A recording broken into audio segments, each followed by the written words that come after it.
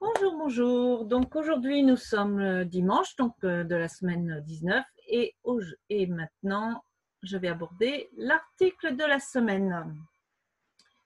Et j'ai choisi comme thématique to-do list. Alors tu vas te dire, tiens, gestion de tâches, oui, tout à fait. Mais to-do list, c'est aussi un petit logiciel, une petite application que j'aime beaucoup, que j'ai beaucoup aimé parce que du coup, je n'utilise plus forcément parce que je suis passée, comme je t'ai déjà dit plusieurs fois, je ne sais pas si tu as noté, sur une workflow, oui, que j'adore. J'adore.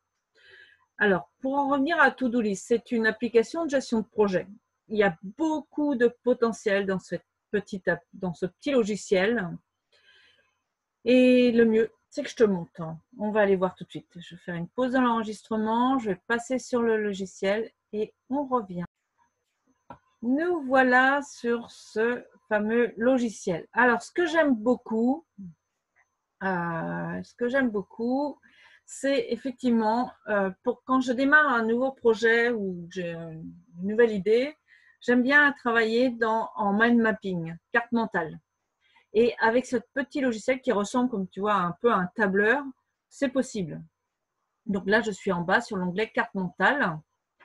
Et donc, l'article sur la to-do list, c'est ce que je suis en train de faire. Donc, on peut… Je suis obligée de dépasser ma fenêtre en même temps, c'est pas pratique.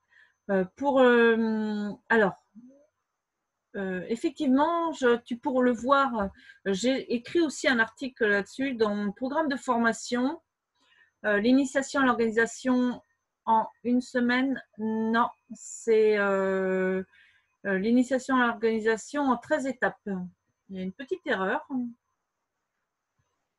Hop, c'est en 13 étapes. En 13 étapes. Voilà, comme ça, on rectifie tout de suite. Et tu as accès à ce programme de formation. C'est un groupe de formation sur Facebook gratuitement si tu t'inscris à ma newsletter.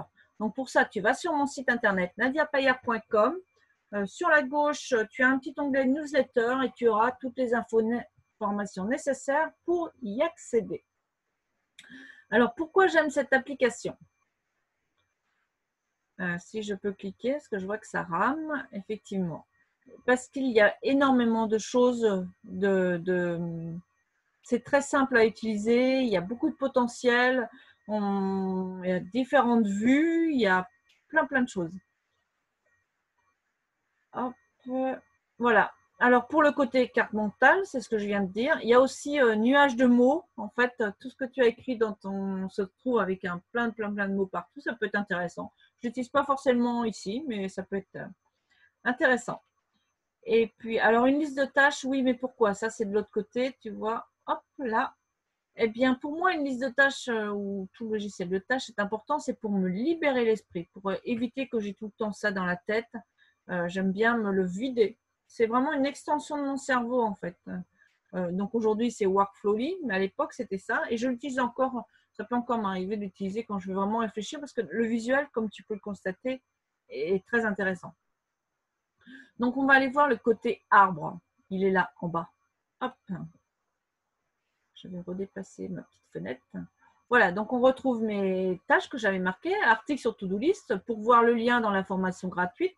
Donc là, tu vois, donc tu as accès, si tu t'inscris à ma newsletter, dans la partie commentaires, qui est là, que tu peux agrandir, rétrécir comme tu veux. Pourquoi j'aime cette application? Hop, pour le côté carte mentale que j'utilise en début de projet, comme là pour écrire cet article sur le sujet. Et pour le côté arbre, c'est ce qu'on est en train de voir en ce moment. Là, tu vois, c'est classé par tâche et tu peux aussi modifier les priorités qu'il y a là. Donc, c'est juste, par exemple, celle-là, la tâche où je suis, il n'y a pas de priorité. Donc, je vais mettre, je ne sais pas moi, 1, hop, et voilà, tu vois, là, ça notifie. Il y a aussi un chronomètre qui est intéressant. Voilà. Alors, c'est très intéressant, surtout quand tu démarres et que tu veux savoir le suivi de ton temps, savoir où va ton temps. Là, tu vois, tu as juste à rajouter, tu rajoutes juste une petite tâche. Hop. Par exemple, en ce moment, je suis création d'une vidéo. Hop. Voilà. Alors, il y a plusieurs façons de démarrer le minuteur, soit par CTRL T. Hop. Ça peut être mis à jour. Ouais, parce que du coup, et voilà, tu vois, le minuteur vient de se mettre là.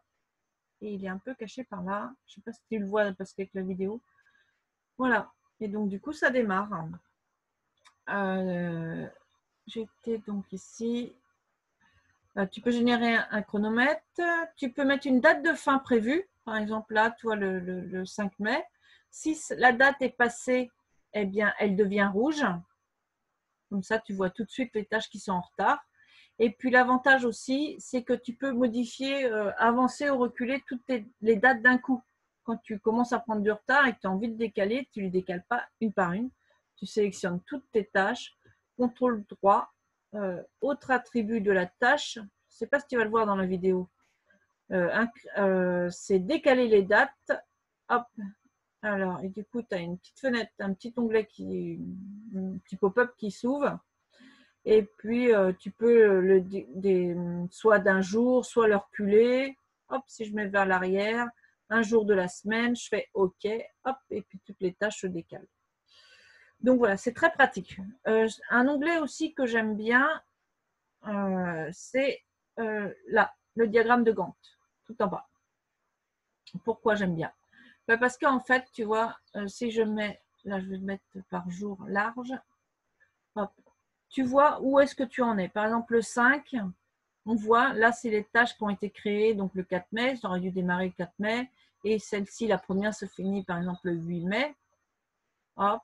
Et donc, du coup, tu vois exactement où est-ce que tu en es dans la progression de ton projet. Je trouve ça hyper intéressant. Il y a plein d'autres choses que je n'ai pas notées, que je t'ai pas… Alors, je vais retourner sur Arbre. Par exemple, là, tu vois, j'ai mis des liens.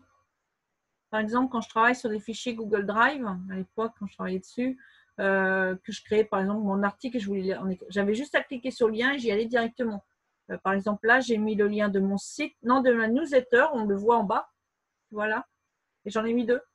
Et l'autre, c'est newsletter. Ah, évidemment, ça va sortir. Je ne suis pas sûre. J'ai fait des bêtises. Voilà. On est revenu.